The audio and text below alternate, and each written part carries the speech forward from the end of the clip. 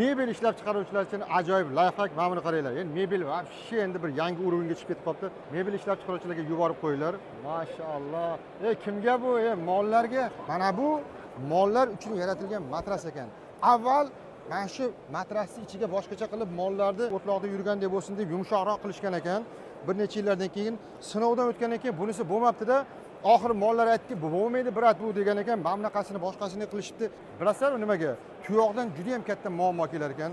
Tuyoqdan keladigan muammolarga va chizzalar shu yurganda chizzalarda turli xil kasalliklar bo'lib, uni orqasida sutga o'tib, odamlarning, insonlarning sog'ligi uchun mana shu xavfni yuzaga keltirar ekan. Mana shuni oldini olish uchun, qaranglar, ilm qayoqqa ketib qoldi-ya. O'zim sinab ko'rdim, qaranglar. Agar chizza bilan turadigan bo'lsa, mana ustidagi materiali suv bilan bo'ladigan bo'lsa, mana qo'l bilan xuddi bu mol bu tuyoqda yurgandek bir o'laydigan bo'lsa, mana bir ozgina diskomfort bor. Mana bu yaxshi bo'ldi, 500 lik mehmonxona, mollar xursand, effektivness yuqori degan mana. Haqiqatan buni tushunsa boshqacha. Realni. Qo'lga ham botishi, materialni o'zida ham mana bu chizzani botishlari ham mollarni tilini tushunarmikan bular? Bizni mollar qayerda yotdi? Qanaqa bu yotadigan joy haqida yozinglar, akalar, yozinglar. Bu nima qayerda yotdi mollar? Bularni qarang, qayerga yetib qolibdi. Qayerda yotishi, yumshoqligi, qattiqligi avval bunaqa bo'lgan, hozir bunaqa bo'ldi. Ilm shu darajaga yetib ketdi, chizzasini shilinishigacha o'lchab, aniqlashtirib, sigirlarda sinovdan o'tkazib, sigir xursandligidan, kayfiyati shu yaxshiligidan samaradorligi oshdi buni.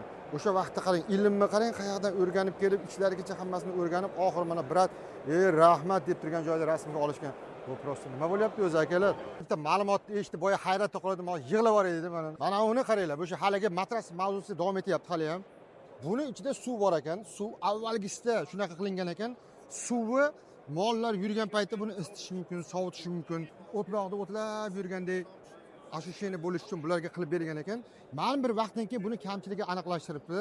Bundan keyin buni tagida suv, ustiga matras, hali 5 yulduzlik mehmonxonalardagi sharoit bor, o'shani yaratib beribdi. Bu sut bilan go'shtga realni ta'sir bo'lganini hisoblab chiqishdi bular. Xullas ko'rdik, mana yangilik. Kimga qiziq bo'ladigan bo'lsa, aloqaga chiqinglar, gaplashinglar bular bilan. Bo'pti, maslahatini olinglar bularni. Maslahatini Kanadadan kelib shuncha bir ma'lumot beraman deb kelgan dunyoni kim boradi Kanadaga viza ham bermaydi. Bunda yotgan mollar bilan bunda yotgan mollarni solishtirganda 40% gacha effektivness. Bu dahshat bu o'rtoqlar, dahshat bu. Qaranglar, molni chizzasi bo'lmasligi uchun bu qanaqa sharoitlarni qilib bular bizga ko'rsatib beryapti.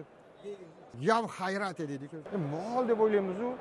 Molni ishida shuncha hurmat, shuncha qiymat borligini ko'rib hayronman. Tadbirkorlar albatta mana shunaqa joyga kelganda bugungi kunda innovatsion yoki boshqa loyihalardan albatta boxar bo'lib, buni hayotga tatbiq etishlari shart.